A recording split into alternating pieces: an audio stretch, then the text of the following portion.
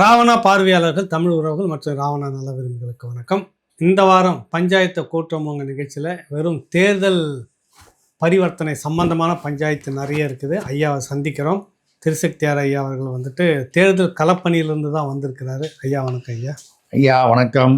இன்னைக்கு தான் பெரியார் அவர்களுடைய பிறந்த நாள்.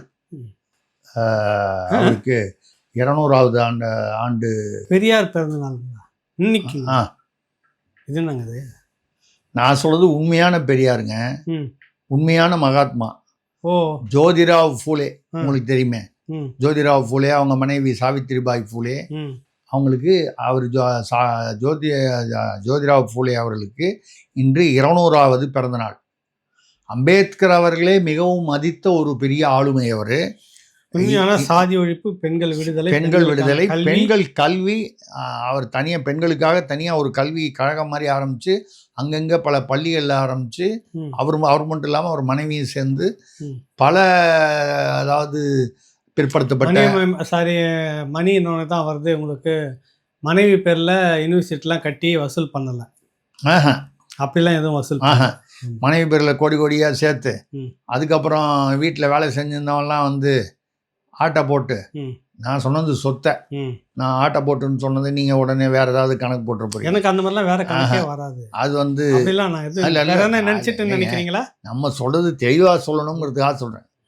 பணத்தை அட்டையே போட்டு அவர் போனோன்னா வசூல் பண்ண அதெல்லாம் பண்ணி இன்னி வரைக்கும் அதில் அந்த யாருக்காக அதெல்லாம் சொல்லி அப்படின்னு சொல்லி ஒரு நாடகம் போட்டிங்களோ, இது வரைக்கும் ஒருத்தனுக்கு ஃப்ரீ சீட்டு ஒரு மாணவனுக்கு கொடுத்துருக்காங்களா? பட்டியல் சமூகத்தில் எந்த பிற்படுத்தப்பட்டவர்களுக்கோ அதெல்லாம் கிடையாது.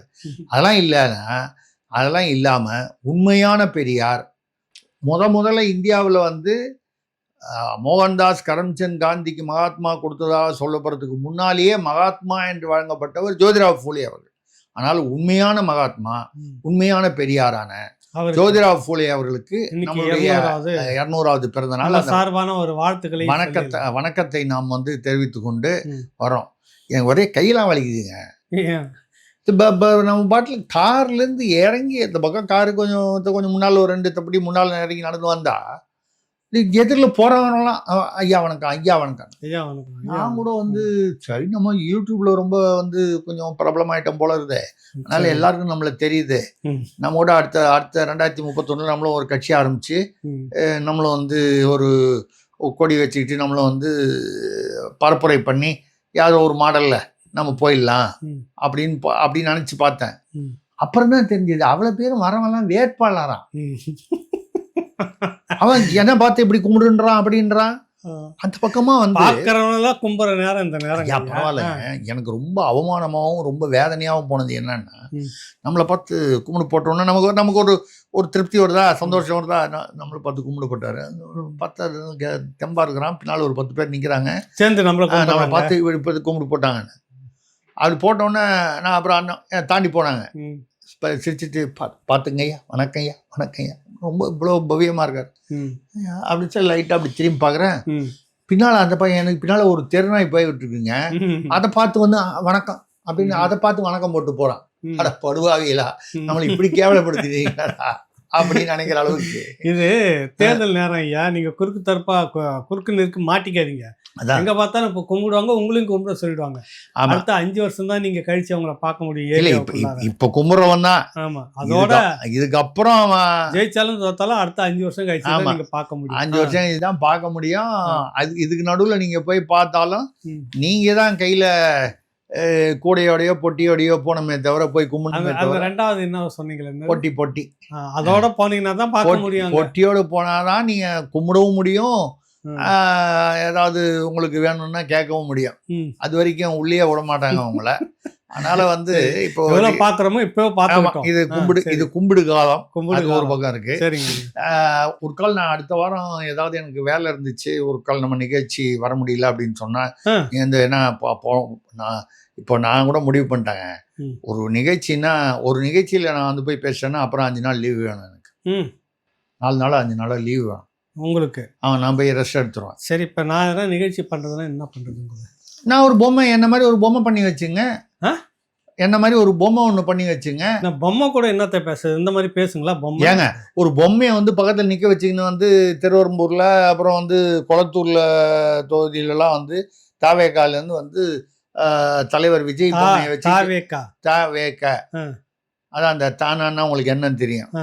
தானாவுடைய முழு இது உங்களுக்கு தெரியும் இல்லை? எனக்கு தெரியாது, என்னன்னு சொல்லிடுங்க நீங்கள். இல்லைங்க, நிறைய பேர் வந்து அது என்ன தமிழக வெற்றி கழகம்னு சொல்கிறாங்க, தற்கொலை வெற்றி கழகம்னா சில பேர் தற்கொலை வெட்டி கழகங்கிறான், என்னென்னமோ சொல்கிறான். நம்ம பொறுத்த வரைக்கும் விஜய் கட்சின்னு பொதுவாக சொல்லிடுவோம், நமக்கு புரியுற மாதிரி. பிரச்சனை நமக்கு எதுக்கு அந்த விஜய் கட்சியில தான் இப்போ அவருக்கு பதிலாக பொம்மையை வச்சு அவர் இந்த வேனுக்கு பக்கத்தில் நிற்க வச்சுக்கிட்டு பொம்மையை சரி நிற்க வச்சுட்டு அவர் விஜயோட சேர்ந்து பொம்மை, அதாவது ஓட்டு கேட்க வராங்களாம்.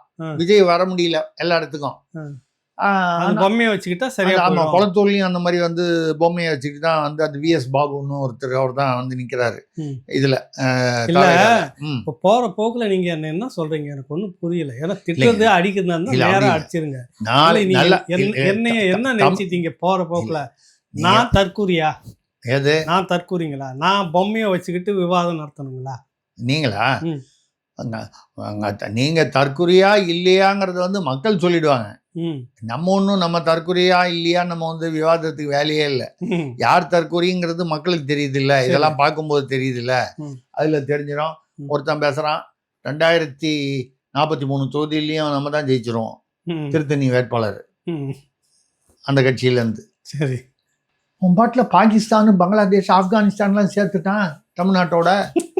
பாருங்களேன், 2043 தொகுதினா முன்னால 267 நானுங்க. சரி, கர்நாடகா ஆந்திரா வரைக்கும் சேர்த்துருப்பானுங்க போல இருக்குன்னு நினச்சா, இப்போ பாகிஸ்தான் ஆப்கானிஸ்தான்லாம் சேர்த்துட்டான். 2043 தொகுதின்றான். அதாவது வர வர நமக்கு அப்படியே நடுக்கமா இருக்கு. இவங்க மட்டும் தப்பித்தவரை ஏதாவது ஒரு பதவிக்கு, ஆட்சி கூட இல்லை, ஒரு சட்டமன்ற உறுப்பினராக கூட வந்துட்டா கூட அவங்க ஐயா தெளிவாக இருக்கிறாங்க. நாங்கள் தான் ஆட்சிக்கு வரோம், வந்துட்டோன்னு ஐயா ஒரிஜினல் வந்து பனையூரில் இருக்கும், கோட்டையில் வந்து பொம்மை வச்சுருப்போம், அங்கேருந்து எல்லாத்தையுமே ஆக்டிவேட் பண்ணும் பொம்மை முன்னாள்லாம். இப்போ வந்து கூட சில பேர் வந்து ஐயா ஸ்டாலின் அவர்களை வந்து அவர் வந்து இவரால் இயக்கப்படுகிறார், பிள்ளையால் இயக்கப்படுகிறார், மாப்பிள்ளையால் இயக்கப்படுகிறார், அதிகாரிகளால் இயக்கப்படுகிறார், பொம்மை முதல்வர். அது வந்து ஒரிஜினல் பொம்மை முதல்வர் இப்பதான் வரீங்களா? அது வந்து ஒரு அடையாளத்துக்காக சொல்றாங்க. பொம்மை முதல்வர்னா முடிவுகளை அவர் எடுப்பதில்லை அப்படின்ற அர்த்தத்துல வந்து பொம்மை முதல்வர். நிஜமாவே இவனுக்கு வந்து சொல்ல முடியாது போல இருக்கு. பொம்மையை வச்சுக்க டெய்லி ஆபீஸ் நீங்களாச்சும் பொம்மையை வச்சுக்கோங்க ஏகலைவன். எனக்கு பத்தி திருசக்தியா இருப்பா வரலனாக்கா பஞ்சாயத்தை கூட்டமை யாரை வச்சு பண்றோம் என்ன இப்போ இந்த மாதிரி ஒரு பொம்மையை வச்சிருந்தீங்க, அதானே சொல்றீங்க? அந்த பொம்மை வச்சுக்கினா எனக்கு கவலை அது இல்லைங்க. இவர் நாளைக்கு விஜய் ஆட்சிக்கு வராரு, இல்லை ஏதோ ஒரு பதவிக்கு வராரு, இதே மாதிரி பொம்மை வச்சுட்டு போவாரா? சும்மா ஒரு உதாரணத்துக்கு இப்போ உங்களுக்கு வந்து நீங்கள் உடனே இது வேற எங்கேயும் எடுத்துகிட்டு போகக்கூடாது. நான் வந்து வெள்ளந்தியா பேசுவேன், ரூம் விட்டு நான் வேற எங்கேயும் இல்லை நான் ரொம்ப வெள்ளந்தியா பேசுவேன். உங்களுக்கு என்னை பற்றி நல்லா தெரியும். இப்போ ஒரு தனி விமானத்தில் அவர் வந்து ஒரு கல்யாணத்துக்கு போகிறாரு. வெள்ளந்தியா பேசுறீங்க இப்ப? ஆமா, இந்த தகவல் ரூம் விட்டு வெளியே போகக்கூடாது. ஆமா, சரிங்க. ஒரு தனி விமானத்துல யாரோ ஒரு யாரோ அவங்களுக்கு தெரிஞ்சவங்க, ஏற்கனவே அவங்களோட நல்லா அவங்களுக்கு நட்பு இருந்தது, அவங்களுக்கு கல்யாணம். சரி, போறாரு. அவங்களுக்கு வேண்டிய ஒரு ஒரு ஒரு நண்பரோட போறாங்க. அவங்களுக்கு நட்பு இருந்தது. ஆமா, அவங்களுக்கும் நட்பு. அவங்க ஆண் நண்பரா பெண் இப்படிலாம் கேள்வி கேட்கக்கூடாது. நான் கேட்க மாட்டேன். நண்பர் அவ்வளவுதான். தனி விமானத்துக்கு அங்கேயும் பொம்மை அனுப்பிச்சுடுவார் இவருக்கு பதிலா. எல்லா இடத்துலயும் பொம்மை. அங்கெல்லாம் ஒரிஜினல் போகும். மக்கள் தான் எழுச்சிவாய மக்கள். நாங்க வந்து என் பொம்மையை வச்சுக்கோங்க 234 தொகுதிக்கும், அது கூட தப்பா சொல்லிட்டேன், 2064 தொகுதிக்கும் 430 தொகுதிக்கும் நான் பொம்மையை வச்சிருங்க. இங்கே பொம்மை மக்களுக்கு, இங்க பொம்மை. அங்கெல்லாம் நேரா ஒரிஜினலாவே. ஆமா, அது உங்களுக்கு அங்க செம்ம, அங்க செம்ம, இங்க பொம்மை. அங்க செம்ம, இங்க பொம்மை. இதுதான் வந்து இன்னொரு வேடிக்கை தெரியுங்களா? நான் வந்துகிட்டே இந்த திருச்சி பக்கம் எங்க வந்துட்டு இருக்கும்போது நம்ம இந்த நாடகம்லாம் போடுவாங்களா, டான்ஸ்லாம், கச்சேரி, அதான் சொல்லல, இந்த டான்ஸ்லாம் போடுவாங்க, நடனம், குத்தாட்டம் போடும்போது இடையில எம்ஜிஆர் வருவார், விஜய் வருவார், அப்புறம் ரஜினி வருவார், கமல் வருவார், இப்படி எல்லாம் சேர்ந்து நின்று டான்ஸ் போடுவாங்க. பார்த்துருக்கீங்களா? பண்ணுவாங்க. ஒருத்தருக்கு பக்கத்தில் ஒருத்தர் அதே மாதிரி நிற்கிறாரு, விஜய் மாதிரி வேஷம் போட்டுக்கிட்டு இப்படி எல்லாரையும் பார்த்து இப்படின்றாரு. என்னடா அசையுது, பொம்மையை தானே சொல்லியிருந்தாரு, என்னடா உருவம் அசையுது, கை காலெல்லாம் அசைக்குது, நல்லா பேசுது, பார்க்குது, இப்படி பண்ணுது. என்னடான்னு பார்த்தா அந்த டூப்ளிகேட் விஜய் இருக்கிறார்ல, பக்கத்துல அதே மாதிரி வேஷம் போட்டு பக்கத்துல வச்சு ஓட்டு கேட்டு சுத்துறாங்க. விளங்குமா இதெல்லாம்? இல்ல எனக்கு என்னன்னா தெரியல. நீங்க சொன்ன மாதிரி மக்கள் வர இடத்துல எல்லாம் பொம்மை, சரி. தனி விமானத்துல எல்லாம் செம்மை. அதுக்காக இதுதான் வந்து நான் அதுக்காக இருங்க. அதுக்காக நான் ரோட்ல எல்லாம் அவங்கள வச்சுக்கிட்டா இருக்க முடியும். அவர் வருவாருன்னு. அது அந்த மாதிரி இதெல்லாம் முடியாது. நீ- இல்ல மக்கள் நீங்க என்ன இப்படி பாவம். வச்சுக்கலாம் இனிமேல். ஆ.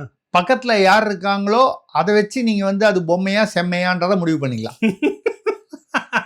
இப்போ உங்களுக்கு ஒரு ஃபார்முலா கண்டுபிடிச்சு கொடுத்துருந்தா உங்களுக்கு ஈஸியா கொடுத்துட்டீங்க. இது ஒரு புது ஃபார்முலாவா? கல்யாணத்துக்கு போன மாதிரி அங்க பக்கத்துல யார் ஆமா. இருந்தாங்க? பக்கத்துல flightல யார் யார் கூட போனாரு? அப்ப அது அது செம்மை. ம். இல்ல அந்த தொகுதியில வந்து அந்த இது அது பொம்மை. ம். எந்த அளவுக்கு ஆயிடுச்சுன்னா ம். நம்ம ஐயா ப. சிதம்பரம் இருக்காரு, ம். அவர் வந்து விஜயை பார்த்து சொல்றாரு, ம்.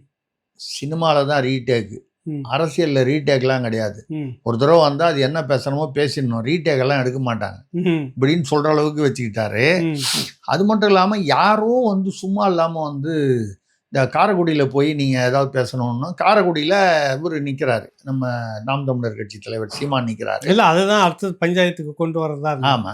இங்கிருந்து மெனக்கெட்டு ம். ஃப்ளைட்டு பிடிச்சி போய் திருச்சியில் இறங்கி அங்கேருந்து மெனக்கெட்டு கரெக்டாக 12லேருந்து 2:30 வரைக்கும் டைம் தேர்தல் ஆணையம் கொடுத்துருக்குது. 12க்கு மேலே தொடங்கி போயிட்டு இருந்திருக்கலாம். வேணும்னு வழி நெடுக்கவே அதுவும் பார்த்தா கூட்டம்லாம் கிடையாது. கண்ணு கட்டின வரைக்கும் கூட்டம் இல்லை, மக்கள் க்ரௌடு. முன்னாலெல்லாம் ட்ரோன்ல வச்சு காமிச்சிருந்தாங்க அவங்களே. ம். இப்ப ட்ரோன் காமிக்கிறது இல்ல. ட்ரோன்ல காமிச்சா நாலா பக்கமும் காலியா இருக்கு தெரியுது, எல்லாத்தையும் உள்ள அப்படின்னு ரோட்டில் காட்டும் போதே ஒன்றும் இல்லை, தெரியல. ஆள் பாதி அப்செட் ஆகி போல இருக்கு.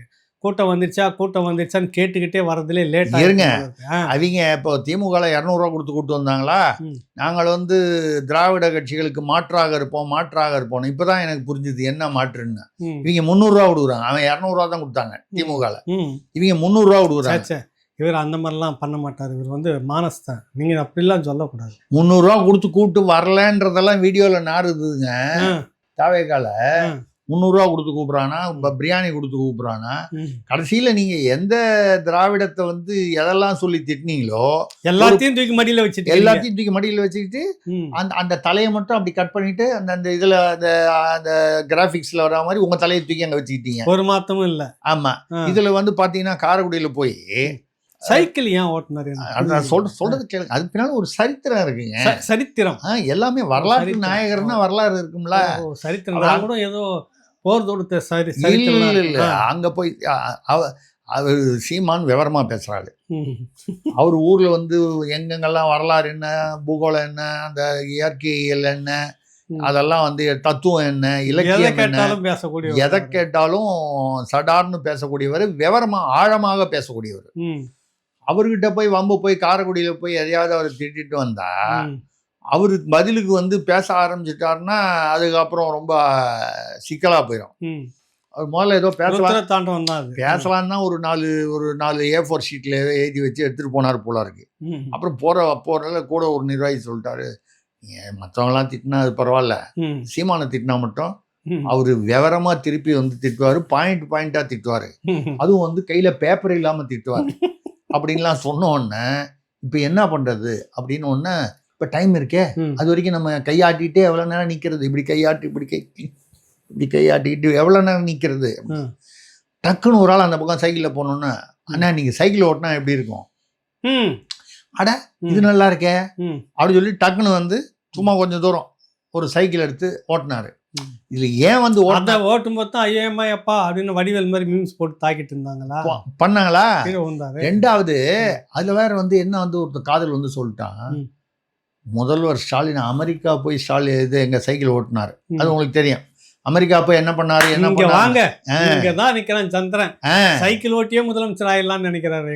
இல்ல அதாவது அமெரிக்கால போய் முதல்வராகி அமெரிக்கால போய் அவர் சைக்கிள் ஓட்டணும், நாங்க இங்கேயே உள்ளூர்லயே சைக்கிள் ஓட்டி முதல்வர் ஆகும். அது என்ன பாருங்க, முதல்வராகி சைக்கிள் ஓட்டுறது அதை விட சைக்கிள் ஓட்டி முதல்வர் எவ்வளவு முக்கியமான பாயிண்ட். இது மக்களுக்கு எப்படி எடுபடும். விஜய் சைக்கிள் ஓட்டினாரு, இன்னுமா ஒரு பிளேன் ஓட்டின மாதிரி. அவர் கார்ல வந்த போதே 41 பேர் காணாம போயிட்டான், நசிங்க போயிட்டான், வேதனையான விஷயம் நடந்து போச்சு.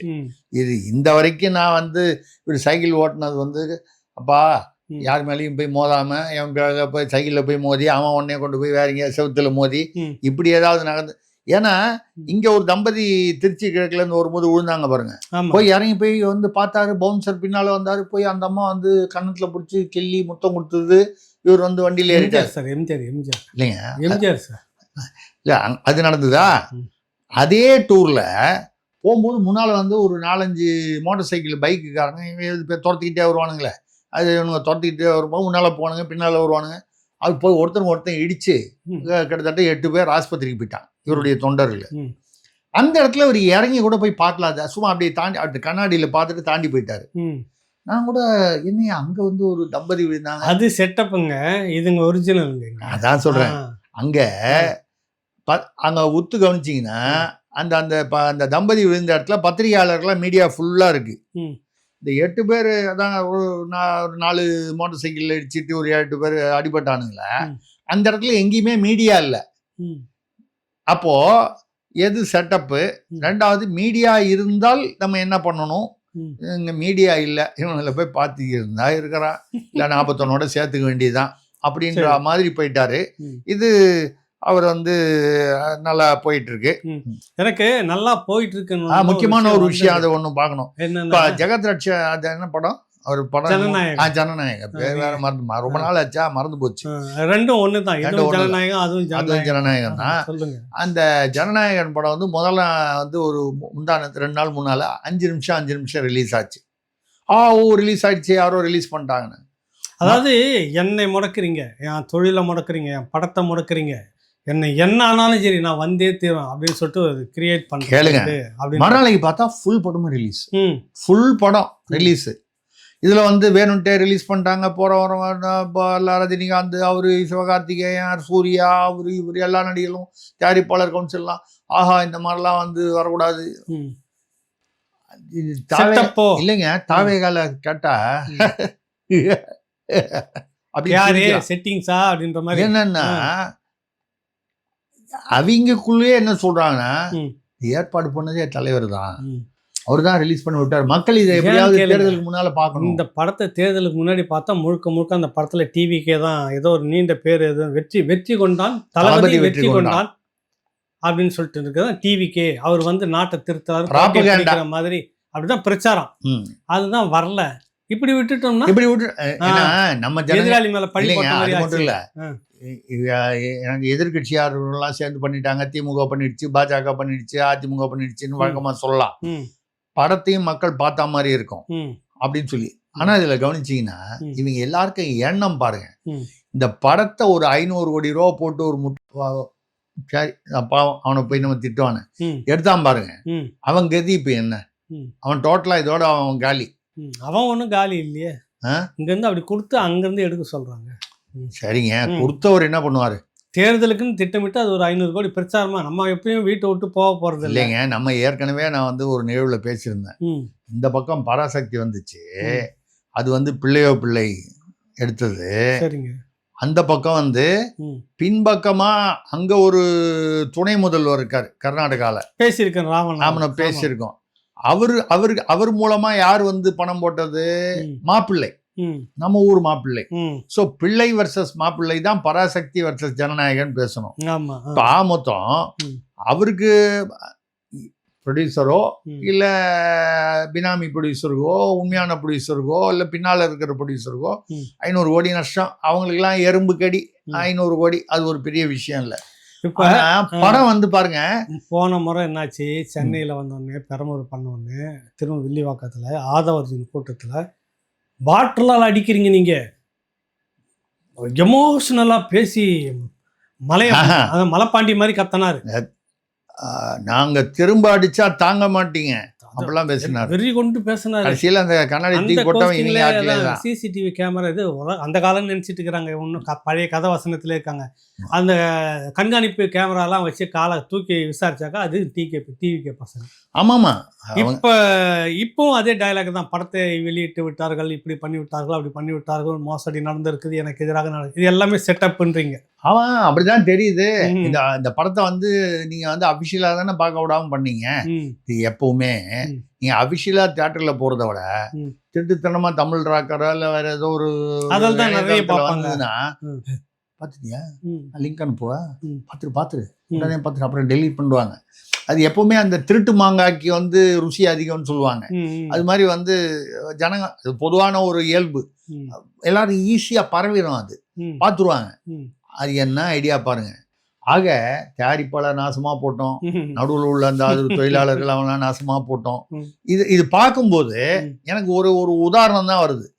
ஐயா கமலஹாசன் தான் ஞாபகம் வர்றாரு. கிட்டத்தட்ட ஒரே ரூட்ல போறாங்களேன்னு. அவரு மட்டும் ராஜ்யசபா எம்பி வாங்கிட்டாரு. நாங்கள் வெளியில இருந்து ஆதரவு கொடுக்குறோம், நாங்க யாரும் வந்து இந்த தடவை தேர்தலில் நம்பி இருக்கிறவங்க யாருக்கும் சீட் வாங்கி கொடுக்க, எனக்கு கீழே இருக்க, அதாவது என்னை நம்பி வந்தவன் எவனுக்கும் ஒரு சீட்டும் கிடையாது, ஒரு பவரும் கிடையாது. நான் மட்டும் ராஜ்யசபா எம்பி வாங்கிட்டு நான் ஃப்ளைட்ல போயிட்டு வந்து அங்க போய் அங்க போறவங்களாம் அங்கெல்லாம் கெஞ்சறான். அவரு ஏதோ ஒரு மொழியில பேசுறாருங்க. அந்த பாகுபலி படத்துல வந்து தெரியுமா காலகேய பாஷைன்னு, இந்த காலகேயர்கள்னு ஒரு பாஷையில பேசுவாங்க. அது மாதிரி அவர் இந்த காலகேய பாஷையில பேசுறாரு.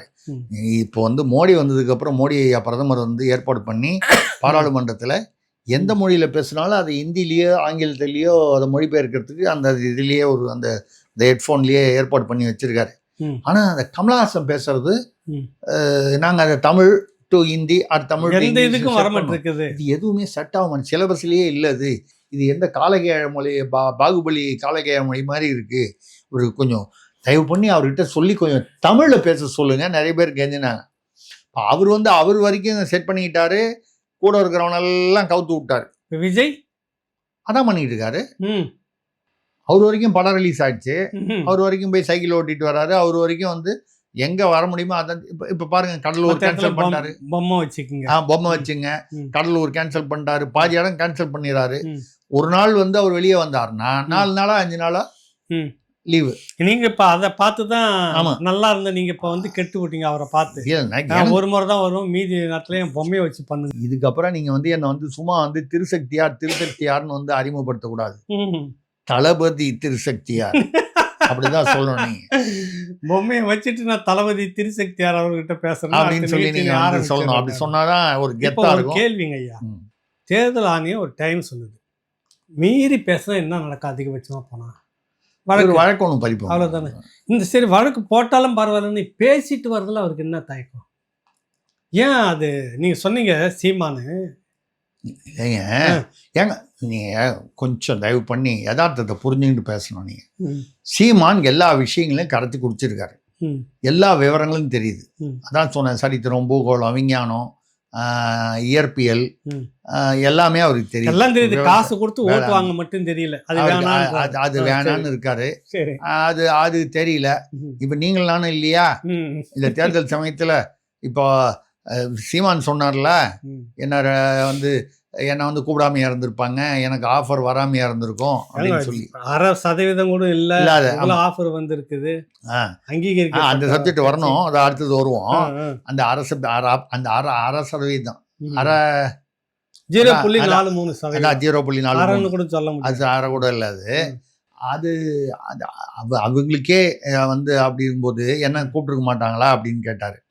இப்ப நீங்கள் நானும் இருக்கோம், இப்போ எனக்கே வந்து என்னை வந்து அங்க வந்து பாருங்க, முக்கியமானவங்களை இவங்களை வந்து பாருங்க, இங்க வந்து பாருங்கன்னு நிறைய அழைப்புலாம் வந்தது. வந்து பாருங்க, கட்டிசி கால், நம்ம எத்தனை வருஷம் அந்த கட்டிசி கால் மரியாதை நிமித்தம் சந்திப்பு எவ்வளவு பார்த்துருக்கோம், எவ்வளவு கேட்டிருக்கோம் நம்ம. இல்லைங்க, இல்ல உண்மைதான். தேர்தல் கண்டு வந்து இல்ல, அதான் தேர்தல் முடியிட்டுங்க. எல்லா கட்சிகளுக்கும் என்னுடைய வாழ்த்துக்கள், ஜெயிப்பவர்களுக்கு என்னுடைய வாழ்த்துக்கள். யார் ஜெயிப்பாங்கன்னு எனக்கு தெரியல, ஆனா ஜெயிக்கிறவங்களுக்கு என்னுடைய வாழ்த்துக்கள் அப்படின்னு சொல்லிட்டு ஜெயிச்சதுக்கு அப்புறம் பாராட்டிடுவோம். போய் யார் ஜெயிச்சாலும் நம்ம போய் பாராட்டிடுவோம் அப்படின்னு சொல்லி, ஏன்னா வந்து கூப்பிடுறாங்க. நீங்க வந்து அவர் வந்திருக்கிறாரு, இவர் வந்திருக்கிறாரு, நீங்க வந்து பார்க்க மாட்டீங்களா? ஆமா, என்னங்க இவரே வந்துட்டாரு, அவரே வந்துட்டாரு, நீங்க என்னங்க அவ்வளவு பெரிய இவரா, நீங்க வந்து அவ்வளவு பெரிய என்ன பெரிய பிதாமகரா, நீங்க என்ன காலத்துல இருந்துட்டு நிறுத்திட்டே வந்துட்டாரு, ட்ரம்ப் வந்துட்டாரு, நீங்க என்ன பீஷ்மரா, துரோணரா, சாணக்கியரா, அவரா இவரான்னு வரிசையா எல்லா பேரும் கேக்குறாங்க. நான் சொன்னேன், நான் யாரும் இல்லப்பா, நான் திருசக்தியா, என்னுடைய குணம் இப்படித்தான், இனிமேல் என்னால திருந்த முடியாது, அதனால என்னை விட்டுடுங்க, நான் பாட்டில் ஏதோ எனக்கு தெரிஞ்சது பேசிட்டு போறேன், தப்பா இருந்ததுன்னா கேஸ் போட்டுங்க. ஆனா ஒண்ணு கேஸ் போடுறதுக்கு முன்னால நல்லா யோசனை பண்ணீங்க. என்னுடைய வரலாறு பார்த்தீங்கன்னா ஆதாரம் இல்லாம பேச மாட்டேன். அது பார்த்துங்க உங்கள் சௌகரியம். அதுக்கப்புறம் என்னன்னா இப்போ நீங்கள் அந்த அந்த 0.43 இந்த அம்மா இப்போ வந்து குதிக்கிற குதியை பார்த்தா நமக்கு வந்து ஒரே காமெடியாக இருக்குது. இந்த அம்மா என்ன பேசுதுன்னா, அங்கே அவர் அதாவது விஜய பிரபாகரன் அவங்க பையன் இருக்காரு, அவருக்கு 1 மாதம் 2 மாதத்துக்கு முன்னால் சொன்னார், காங்கிரஸிடம் விஜய் வந்து ஜாக்கிரதையாக இருக்க வேண்டும், அவங்கள நம்பக்கூடாது அப்படின்னு சொன்னார். ஏன்னா அவர் பல வருஷங்களா அரசியல் அனுபவம் இருக்குல்ல விஜய பிரபாகரனுக்கு, எத்தனை தடவை எம்பி எம்எல்ஏவாக இருந்திருக்காரு. பரம்பரையா எம்பியா இருந்தாரு. அதனால அவருக்கு அனுபவம் தெரியும், அவருக்கும் அவங்க அம்மாவுக்கும் தெரியும், அதனால வந்து மாமாவுக்கும் தெரியும். அவங்கெல்லாம் வந்து சொல்லிட்டாரா, அட்வைஸ் பண்ணார். யாருக்கு? விஜய்க்கு, காங்கிரஸ் சம்பாதிங்க. இப்போ என்னன்னு பார்க்குறேன், நேற்று ஒரே மேடையில் மாணிக் தாக்கூர் பக்கத்தில் உட்காந்துருக்காரு, விருதுநகரில் நிற்கிறாரு நினைக்கிறேன் விஜய பிரபாகரன். மாணிக் தாக்கூர் வந்து காங்கிரஸ் வந்து ஓட்டு கேட்குது, விஜய பிரபாகரன் வேட்பாளர் மேடையில் நின்று, அன்பு சகோதரர் காங்கிரஸ் தோழர்களே, கொஞ்ச நாள் முன்னால காங்கிரஸ் நம்ப வேணான்னு விஜய் சொன்னாரா, இதை விட இன்னொரு வீடியோ இப்போ ஓடிட்டு இருக்கு. விஜய் பிரபாகரன் இந்த அம்மா ஒன்று சொன்னிச்சு, இந்த அம்மா ஒன்று சொல்லி செந்தில் பாலாஜியை பார்த்து பேண்ட்ல யூரின் போன ஆளு அப்படின்னா, இப்போ இந்த பக்கம் வந்ததுக்கு அப்புறம் இப்போ பேண்ட்ல யூரின் போறதுக்கு பதிலாக பேண்ட்ல ஃபாரின் போயிட்டாரு அவரு. இல்லை, நமக்கு யாருக்கு என்ன வாசனை பிடிச்சிருக்கோ அங்கே போறாங்க, அதை பத்தி நமக்கு ஒன்றும் இல்லை, நம்ம வந்து அதை பத்தி ஒன்றும் ஆட்சேபம் இல்லை. அவங்களுக்கு எந்த வாசனைன்னா, நான் சொல்றது எந்த கட்சியோட கொள்கை வாசனை பிடிக்குதோ அந்த பக்கம் போறாங்க அப்படின்றத நம்ம சொல்றோம். இந்த அம்மா இன்னொன்று வந்து பார்த்தீங்கன்னா, கொஞ்சம் முன்னாடி வரைக்கும் கடுமையா வந்து பெண்களுக்கு பாதுகாப்பு இல்லாத பெண்ணாக எனக்கு தான் தெரியும் சொல்லிட்டு நீங்க போயிட்டு லோகத்திலே பெண்களுக்கு தான் பாதுகாப்பாக இருக்குது, முதல்வர் ஸ்டாலின் அவர்கள் தான் சாதிக்கிறாருன்னு சொல்லிட்டு, இப்போ இந்த இடத்துல வந்து இன்னொரு இதுவும் உள்ள கொண்டு சொருகிறேன். பஞ்சாயத்து வந்த சீட்டு, இந்த சூடு சொரணம் வெக்க மானம் இதெல்லாம் இருக்குங்களா? டிஆர் பாலு, நான் உங்களை கேட்கல. இல்ல, கரெக்ட், புரியுது. நீங்க அப்படியே டிஆர் பாலு தான் வந்து எல்லாருக்கும் இதுல வழிகாட்டியா இருக்காரு, அவரு தான் சொல்லிட்டாரு, அரசியல்னு வந்துட்டா சூடு சொரணம் வெக்கம் மானம் இதெல்லாம் வந்து இருக்கக்கூடாது அப்படின்னு சொல்லிட்டாரு. அந்த வகையில இவங்கெல்லாம் வந்து டிஆர் பாலு சொல்றதை வந்து அப்படியே என்ன கேளுங்களா அந்த கேள்வியை, உங்களுக்கு ஏதாவது வெக்கமான சூடு சொரணம் இருக்கா அப்படின்னா, அப்படி கேட்டீங்கன்னா நான் சந்தோஷம் பதில் சொல்லுவேன். நான் வந்து வெத்தலை பாக்கு டப்பா பக்கத்தில் அப்படி அக்கல்ல வச்சுக்கினேன், துண்டு தோலில் போட்டுக்கிட்டு யார் வராங்களோன்னு பார்த்துட்டு கணக்கு பார்த்துட்டு எழுதிட்டு இருந்தது. அப்பவே எனக்கு சூடு சொரண வெக்கமானலாம் போயிடுச்சு. அப்பவே அதனால நீங்க என்னை பார்த்து கேட்டா கூட எனக்கு அதெல்லாம் இல்லை அப்படின்னு அந்த இல்லாத கூட்டம் தான் நாங்க பரம்பரையா அப்படின்னு சொல்லிட்டு நாங்க போய் யாரை பார்த்தாலும் வெக்கமான சூடு சொரண மற்றவங்களை கேட்போம். நீங்க என்ன கேளுங்களேன், எனக்கு உரைக்காது. இல்லைங்க, நீங்க ஒன்று புரிஞ்சுக்கணும். நீங்க வந்து நாங்க அந்த காலத்திலேயே வெள்ளைக்காரனுக்கு நாங்க வந்து சேவை பண்ணியிருக்கோம். எந்த மாதிரி சேவைன்னு தான் நம்ம தான் சொல்லிட்டோமே. அவனுக்கு ஒரு கால் கூட்ட தெரியல, கணக்கு வழக்கெல்லாம் கூட்ட தெரியல, அதாவது கூட்டி கொடுத்துருக்கோம். இல்லைங்க, அந்த எவ்வளவு மொத்தம் அப்படின்னு ஒரு மொத்தம் இவ்வளோ வருமானம்னு வரும்போது மொத்தமாக கூட்ட தெரியல அவனுக்கு, வெள்ளைக்காரனுக்கு. நம்ம யாரு கூட்டி கொடுத்தான்னு உங்களுக்கு தெரியும், எல்லாம் கூட்டி கரெக்டாக. நம்ம வந்து ஒரு வைகோ சொன்ன விஷயத்துக்கு நம்ம போகலை. எது சொன்னார்ல ஒரு டைம், இதுக்கு பதிலாக நீ வேற ஏதோ வேலையை செய்யலாம் அப்படின்னு சொல்லிட்டு, நான் தப்பாலான்னு சொல்லலை, நீங்க வேற விஷயத்த வாசிக்கிறீங்களா அதை செய்யலாம், நான் தப்பாலான்னு சொல்லலை அப்படின்னு சொன்னார். நம்மளும் அப்படி சொல்லலை, நம்ம சொல்லலை, கணக்கு வழக்க சொல்லலாம். ரைட்டு, ஏதோ அவங்களுக்கு தெரிஞ்சதை அவங்க வாசிச்சுக்கிட்டு இருக்காங்க அன்னிலேருந்து. சூடு சொரணன்றது யாருக்கு இருக்கணும்? நேற்று வரைக்கும் உங்களை கழுவி ஊத்துன அந்த தேமுதிக அந்த அம்மா அவ்வளோ மானக்கேடை கேட்டுச்சு, உள்ள கூட்டணிக்குள்ள வச்சுருக்கீங்க. நேற்று வரைக்கும் உங்களை வந்துட்டு கடுமையாக விமர்சனம் பண்ண பல கட்சிகளில், கூட்டணி கட்சிகளே மானக்கேடை கேட்ட 2-3 கட்சி கூட இருக்குது. இஸ்லாமிய கட்சிகளை உங்களை பார்த்து ராக்கெட் விட்ட கட்சியெல்லாம் இருக்குது, எல்லாருமே கூட வச்சுருக்கீங்க. அப்புறம் நீங்கள் உதயநிதி மற்றவங்கள பார்த்துட்டு சொல்கிறாரு சூடு சொரணையெல்லாம் இருக்குதான்னு எடப்பாடியை பார்த்து கேட்குறாரு. காலில் விழுந்துட்டு சும்மா இல்லாமல் எடப்பாடியை கிளப்பி ஃபோட்டோலாம் காட்டி, அது மட்டும் இல்லை, அவர் காலில் விழுந்தீங்க ஊர்ந்து போனீங்க இதெல்லாம் சொல்ல போக அவர் என்ன பண்ணிட்டாரு, பால் டாயில் கீல் டாயில்னு அவர் ஆரம்பிச்சார். தேவையாது. ஆமாம், இல்லை நம்ம வந்து பரம்பரையாக நம்ம வந்து இந்த ரொம்ப தன்மானமுள்ள பேச்சுகள் நமக்கு வந்து உண்டு. அந்த கட்சியில். ம். அனந்தநாயகியை பார்த்து சட்டமன்றத்தில் வந்து திராவிட நாடு எங்கன்னு கேட்டதுக்கு நாடாவது பாருன்னு சொன்னதில்ல.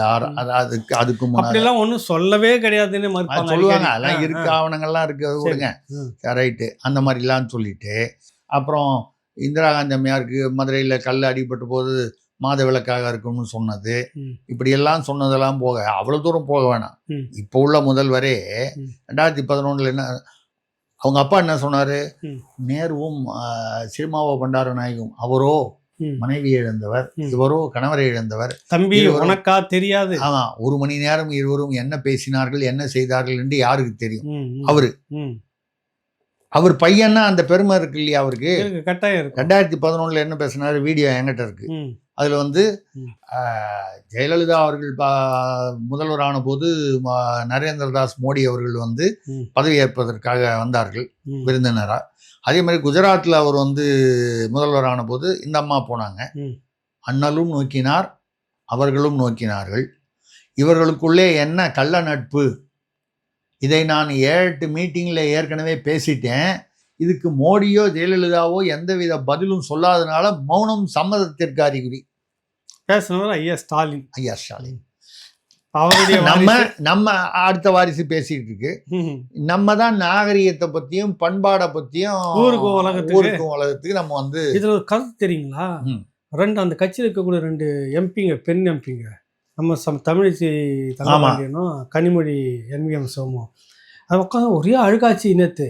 என்னடான்னு பார்த்தாக்கா, எடப்பாடியார் பெண்களை மதிக்க வேண்டும், பெண்களை மதிக்கிறாரா, பெண்களுக்கு மரியாதை கொடுக்க வேண்டும் இப்படின்னு.